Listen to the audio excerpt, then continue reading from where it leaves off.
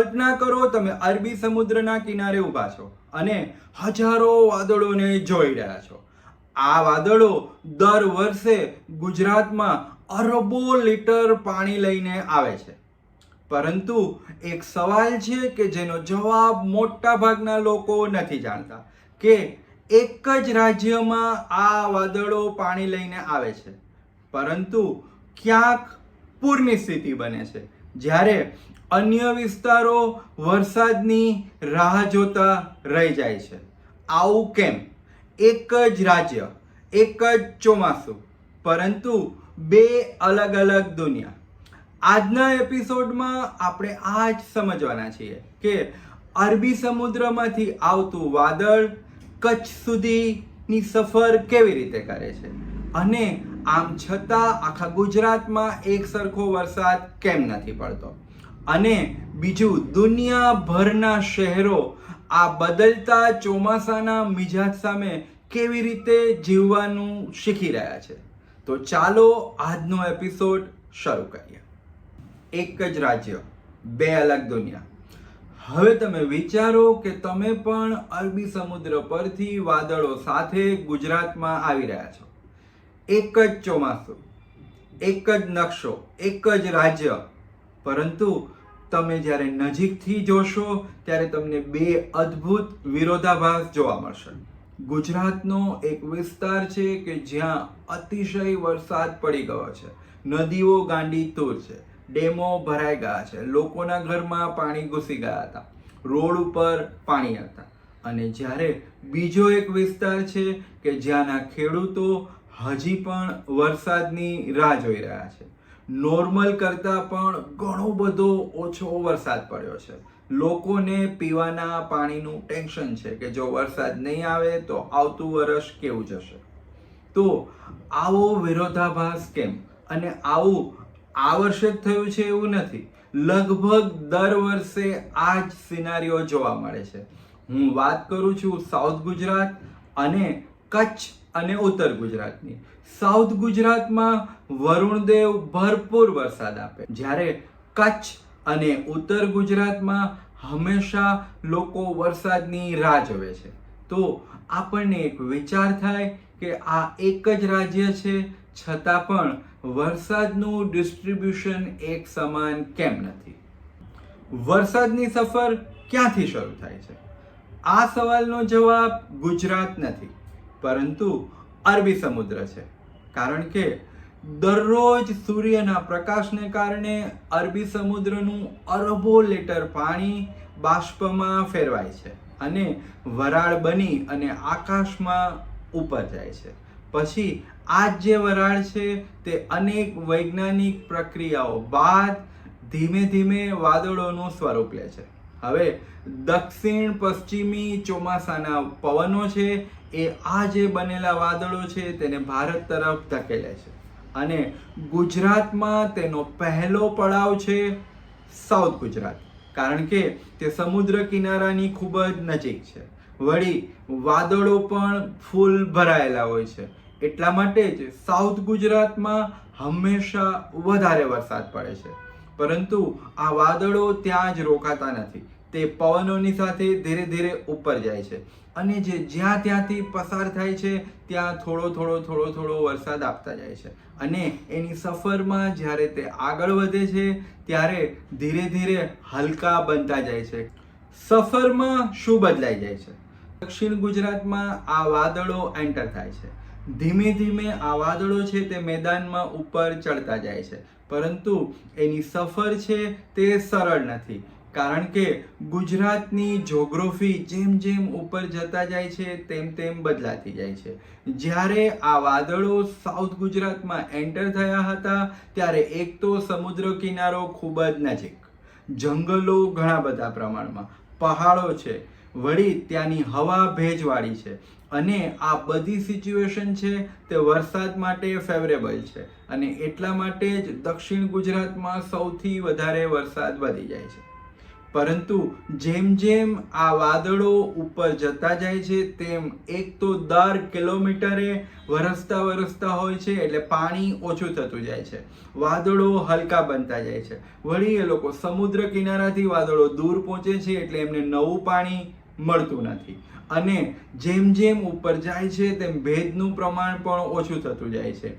એટલે વરસાદ પડવાની જે ફેવરેબલ સિચ્યુએશન્સ છે એ ધીરે ધીરે ઓછી થતી જાય છે. અને એટલા માટે જ કચ્છ અને ઉત્તર ગુજરાત સુધી જ્યારે આ વાદળો પહોંચે છે ત્યારે તે ઘણા બધા નબળા બની જાય છે. એનો મતલબ એ નથી કે ત્યાં વરસાદ આવતો જ નથી.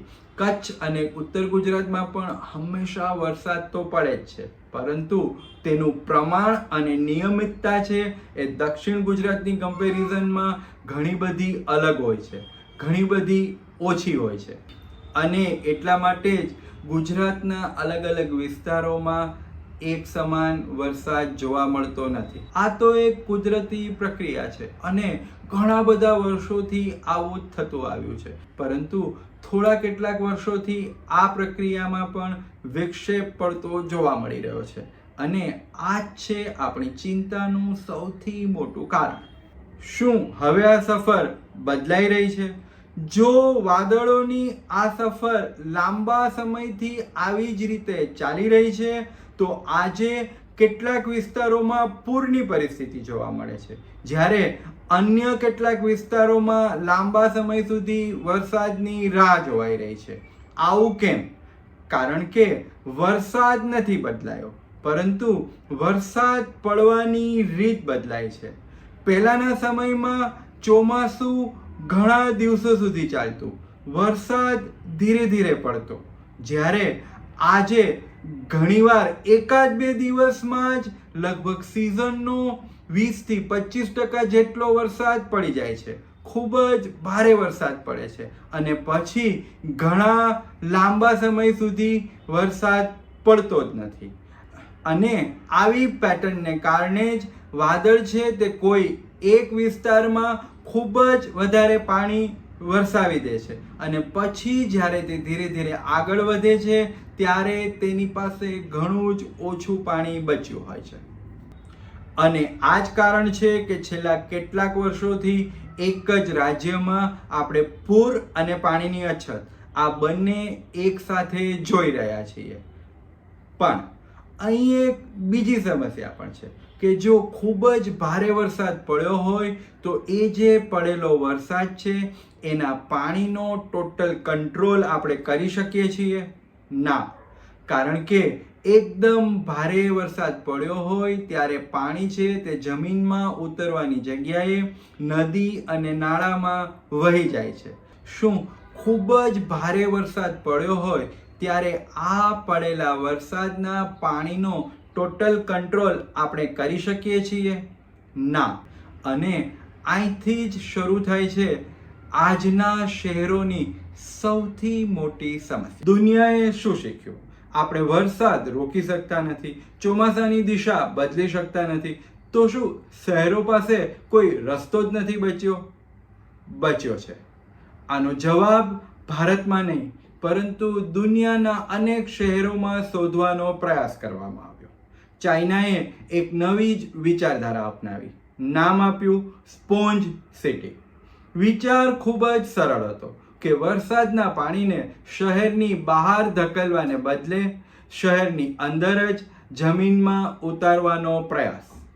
વરસાદી બગીચા બનાવાયા, પાણી શોષી શકે એવા રસ્તા બનાવાયા, જૂના તળાવો અને વેટલેન્ડ્સને ફરી જીવંત બનાવ્યા, જેથી વરસાદ ધીમે ધીમે જમીનમાં ઉતરી શકે. ડેનમાર્કે અલગ રસ્તો પસંદ કર્યો. એમના કોપનહેગન શહેરમાં કેટલાક પાર્ક બનાવવામાં આવ્યા. આ પાર્કને એવી રીતે બનાવવામાં આવ્યા કે જો ભારે વરસાદ પડે તો આ પાર્ક છે તે પાણીના સંગ્રહનું એક સ્થળ બની જાય, અને પછી વરસાદ બંધ થાય એના થોડા કલાકો બાદ આ પાર્ક ફરીથી એક સામાન્ય પાર્ક બની જાય. નેધરલેન્ડ્સે વોટર સ્ક્વેર બનાવ્યા. સામાન્ય દિવસોમાં બાળકો અહીં રમે, લોકો બેસે, પરંતુ જ્યારે પણ ભારે વરસાદ આવે ત્યારે આ જ સ્ક્વેર છે તે પાણીના સંગ્રહનું સ્થાન બની જાય. ધ્યાન આપજો, આ શહેરોએ વરસાદની સામે યુદ્ધ નથી છેડ્યું, પરંતુ વરસાદની સાથે જીવવાનું શીખ્યું છે. પરંતુ શું આવું ભારતમાં બની શકે? ભારતે પણ શરૂઆત કરી દીધી છે. આ બધું ચીન અને માત્ર યુરોપિયન કન્ટ્રીઝ સુધી સીમિત નથી, પરંતુ ભારતમાં પણ બદલાવની શરૂઆત થઈ ગઈ છે. એક સમય હતો જ્યારે બેંગલુરુ હજારો તળાવોનું શહેર તરીકે ઓળખાતું હતું, પરંતુ સમય જતાં શહેરીકરણ, પ્રદૂષણ અને બેદરકારીને કારણે મોટાભાગના તળાવો મૃતપાય થઈ ગયા. પણ પછી એક એન્જિનિયર આનંદ મલ્લીગવાડેએ સ્થાનિક લોકો, કોર્પોરેટ સંસ્થા અને ગવર્મેન્ટ તંત્રને સાથે રાખીને એક ઝુંબેશ ઉપાડી. એમણે નવા તળાવો ન બનાવ્યા, પરંતુ આ જૂના તળાવોને જીવંત કરવાની ઝુંબેશ ઉપાડી. આ તળાવોમાંથી કાદવ દૂર કરવામાં આવ્યો, ગંદા પાણીના પ્રવાહને અટકાવવામાં આવ્યો, સ્થાનિક વૃક્ષો વાવવામાં આવ્યા અને વરસાદી પાણી ફરીથી જમીનમાં ઉતરી શકે એવું વાતાવરણ તૈયાર કરવામાં આવ્યું. આ પ્રયાસોનો ફાયદો માત્ર તળાવો સુધી સીમિત ન રહ્યો, પરંતુ ભૂગર્ભ જળ ઉપર આવવા લાગ્યું, જૈવ વૈવિધ્ય પાછું આવવા લાગ્યું અને લોકોને સમજાવવા લાગ્યું કે વરસાદનું પાણી વહી જવા માટે નથી, પરંતુ સાચવવા માટે છે. કદાચ દરેક શહેરનો ઉકેલ અલગ હશે. ચાઇનાએ અલગ રસ્તો શોધ્યો, ડેનમાર્કે અલગ, નેધરલેન્ડે અલગ, અને ભારતનો રસ્તો પણ ભારતનો વરસાદ, ભારતની જમીન અને ભારતના શહેરો પ્રમાણે જ બનશે. પરંતુ એક વાત ચોક્કસ છે, માત્ર વધુ ડેમ્સ કે વધુ મોટી ડ્રેનેજ પૂરતા નથી, પરંતુ આપણે દરેક ટીપાને જ્યાં પડે ત્યાં શક્ય હોય ત્યાં સુધી સાચવવાનું શીખવું પડશે. આજે આપણે જાણ્યું કે ગુજરાતના દરેક વિસ્તારમાં એક સરખો વરસાદ કેમ નથી પડતો. આપણે એ પણ જાણ્યું કે દુનિયા હવે વરસાદ સામે લડતી નથી, પરંતુ તેની સાથે જીવવાનું શીખી રહી છે. કદાચ ગુજરાતનું ભવિષ્ય પણ વધુ વરસાદમાં નહીં, પરંતુ દરેક ટીપાને સાચવવામાં છુપાયેલું છે. Thank you.